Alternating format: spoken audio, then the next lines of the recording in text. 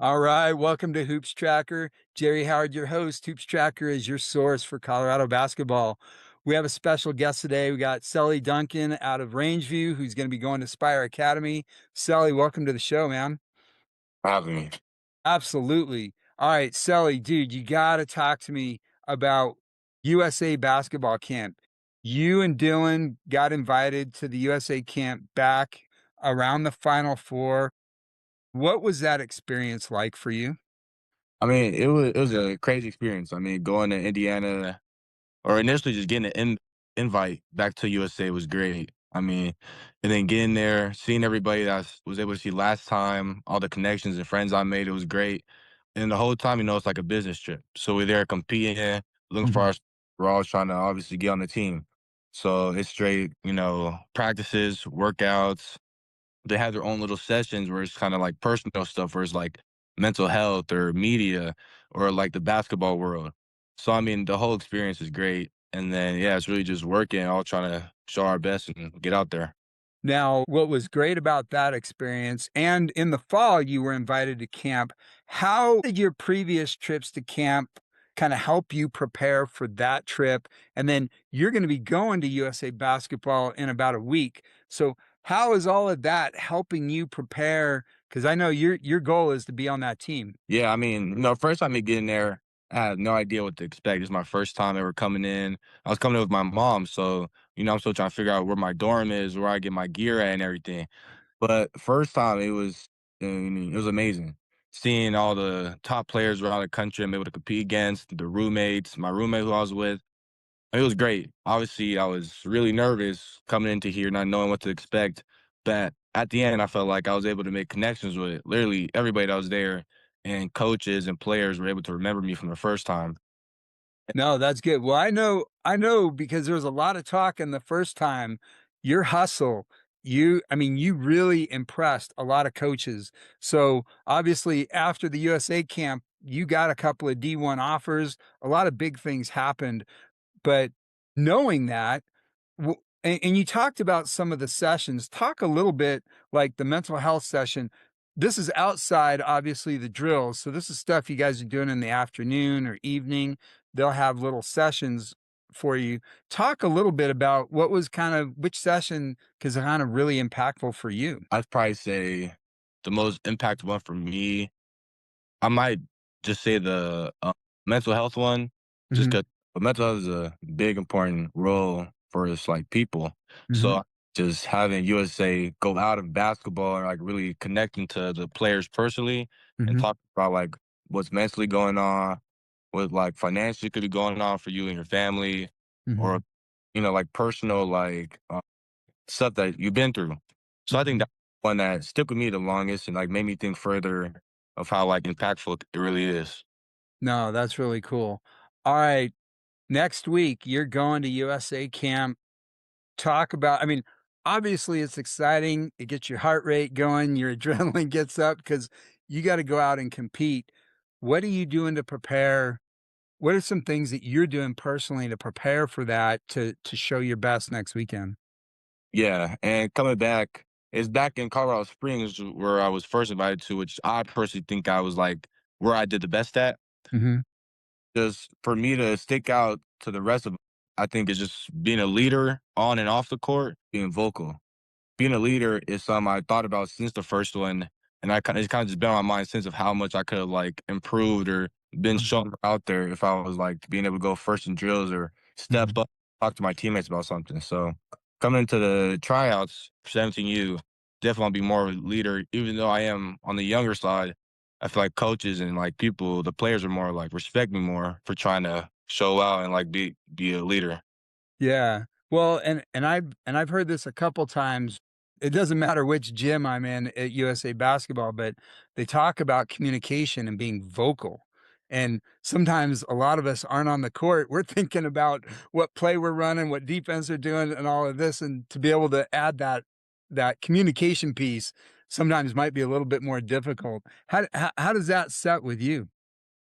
I mean, being vocal. I mean, I personally on the court, like I'm not a shy person. I want to say, like I can talk. I'll talk to my team on defense, on offense, like get to the screen, switch. Mhm.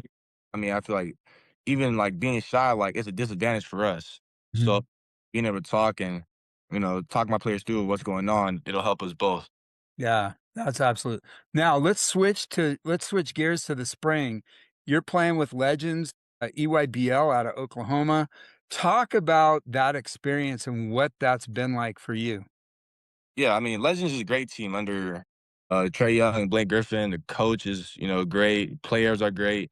I have great chemistry with the whole team, and playing with them over our first two sessions has been great. We might not have the best record we're 4-4 right now, but we're playing against top teams in the country, top Yeah. players in the country. So the exposure is crazy. How much coaches are coming to see us, scouts. So just the team itself and the players, it's all amazing. It was crazy. A couple weeks ago, I was at the Nike Hoop Summit, right? They bring the top 12 players from USA and the top 12 from around the world. Just in the practice sessions, it was wall to wall standing room. And I know at the EYBL, the boys EYBL stuff, it's bigger than that, right? I mean, you're playing on the big courts, everybody's there. You got every coach in the country practically there watching, so that's awesome. How have you gelled with your teammates? And I know Dylan Betts is playing with you on that team as well, which I'm sure that helps because you guys got a pretty good friendship. But how has that helped you guys adapt with the other guys on that on the Legends team? Yeah, I mean, like I said, I think our chemistry throughout is great. We're all brothers, like we're all family. And Mhm, Dylan and knowing Dylan, I played against Dylan pretty much say my whole life, mhm. in high school. So finally, like us coming like together and actually being on the same team, I mean, it's like a perfect duo, I want to say. So knowing someone that's on the team, Dylan, that I kind of grew up with while basketball, Yeah. and then these new people I was able to collide with and build that chemistry with. I mean, it's all been great. Give me a little insight, like, who are some of the other players that are on that team, and how does that make you guys as good as you are? Yeah, one of the players, Eli, Mhm, lives in Oklahoma. He's from Oklahoma. He's a great asset. He's like a 2 or a 1. mhm, He's been great these couple of sessions. Another one, Caden, mhm. he was at prep this year, ABC prep, and he's a great asset too, just helping us on the court. And again, off the court, it's all like funny. It's all, it's like it's brotherly. So Yeah. all having a good time, but at the same time knowing like we're here for business. We're here to win the piece. What now off the court, what's kind of some of the fun activities hanging out in the hotel room? You guys playing cards, games? I'm just kinda curious, what's kind of the favorite what's the big thing that everybody likes to do? I probably say our like big thing is probably all just going into like one person's room, hotel room, and we're all just kind of like doing whatever. I mean, sometimes our coach actually takes our phones, so Uh-huh. we have no other choice but to kind of like get chemistry and talk to each other. So it's a pro and a con. Can't be on Yeah, our phone, but then also you feel me? We're talking to our teammates, we're having fun, yeah. and yeah, I'd probably just say just going to a room and just doing whatever. Nice. So, you gotta share with us, what's it like being coached by Derek Griffin and Trae? Like, I've got to imagine I mean, just watching some of the sideline video and some of the other things, but from the inside, right, practice-wise stuff, what's that like? Yeah, I mean, they're out of practices pretty much all the time, and especially Trae Young, just having that like NBA pro that's been through the experience, been through all the sessions, been through high school, the club team, like someone that's been through all of it. Him just giving us kind of like that wise advice and like what he sees on a court, that what he's done, Mhm. and like what play we should have done or what read should have happened. So him just kind of coming in here and just telling us, giving us what he has from his experience, helps out a lot. Now, I know with Trey, I'm sure he shared a lot of things, but what's kind of the one biggest thing that stuck with you that Trey has told you? Like, "Hey, Sully, this is how things are gonna roll. This is where you're the best thing at." What's one thing that he's given to you that's been a nugget you've held on to?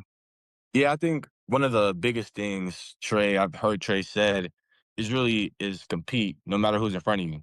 During a Mhm, and the game, I heard Trey talk multiple times of how whether it's a top player in the country or whether it's a top team in the country, like you're on the court because you're a dog. Like you're supposed to be there to compete mhm, and to win. mhm. Again, knowing Trey, he gave a story of how obviously he's not the biggest, he's not the strongest, he's not the fastest, but knowing like knowing his personnel and what he's good at, he sticks to it and he finishes the job. Nice, that's great. Alright, let's transition. You're you've enrolled in Spire Academy this fall. You're going the prep route. I know you've had a great experience at Rangeview. What I guess as you're preparing to go off into prep, what's kind of the biggest thing that you're looking forward to, and what's kinda something you're like, "Hmm, I'm not quite sure how this is all gonna fit or roll?" Yeah, and then leaving, obviously Rangeview was one of the best high school I could have been to. I'm glad. I wouldn't want no other high school I could have been to. But coming to Spire, the my number one priority is development. Me Mhm, just getting better day by day and, just increasing my grind and how great I can really become. So me being able to do that and also just compete. The new competition that's going to be there of mhm. different um, prep schools, traveling internationally. I mean, it's all going to be like great. So my top two is development and then the competition. Mhm. No, that's good. Now, you did mention, right, Rangeview's a great school. You guys were really close last year to getting to that championship game. Is there a little bit of a taste in your mouth that you wanted to come back one more year to finish it, or you just gotta move on? Yeah, I mean, or my freshman year, obviously losing to the Final Four, like knowing my seniors' pain and like what they all have gone through just to go to Final Four and not make it all the way. That like felt like I felt something personally from that. So yeah, I want to come back this year and kind of like finish the job and do it mainly for my seniors Yeah, that last year. But since I wasn't able to this year, yeah, I still got a taste in my mouth that I'm leaving kind of with an unfinished job, unfinished business. But nice. yeah. Alright, so give a shout out, talk about some of your Rangeview guys, right? You got Archie, you got Dario, some of the guys coming back next year. Have you guys been talking at all about what they need to do to get it done? Yeah, I think Archie, obviously, coming back, he was a big asset for us for the last two years that I've been here. Mhm, I think just top stuff that we've that they've been going over, I know during practices too, and just himself is like being hardworking. Knowing mhm. we need a like this got to be a year. Like we can't have two or a third back to back of getting to a Coliseum and not finishing the job. Yeah, So just knowing that and what's happened to us for the last 2 years, and the same with Dario. I know Dario's been in the gym, he's been cooking, and AAU too. yeah. You know, got right, getting everything right, the exposure he needs. So I think everybody knows coming back that we got to finish the job this time. We can't leave nothing else for our opponents. Who are some of the up and coming younger guys at Rangeview that you think are gonna really contribute this year? I think one of the biggest that are coming in is Archer's little brother, Ashton. Mhm, Actually, he went to Columbia Middle School. He'll be a freshman next year. mhm. Him coming in with his size, he's like, I want to say he's like 6'3", 6'4", coming as a freshman. Being able to do the size to him, knowing the game, big important role coming in arranging now that, gives us the advantage compared to other high schools. Yeah, I mean, having those younger players, I mean, 2 years ago, having you coming in, it was like, "Holy smoke, who is that?" I mean, you don't see freshmen with facial hair. I can just tell you it took me a long time before I could grow that beard and that goatee, so but it's been really cool watching you develop and grow. Man, we're really excited to see you at USA Camp next week, and, Sally, we're looking forward to seeing you on the circuit in July. Good luck. Thanks for coming on the show, and, we'll be hitting you up this summer, just checking out things out, and maybe you'll be overseas, so we'll see. Yes, sir. Thank you. I appreciate it. Alright, thanks, man. Thanks.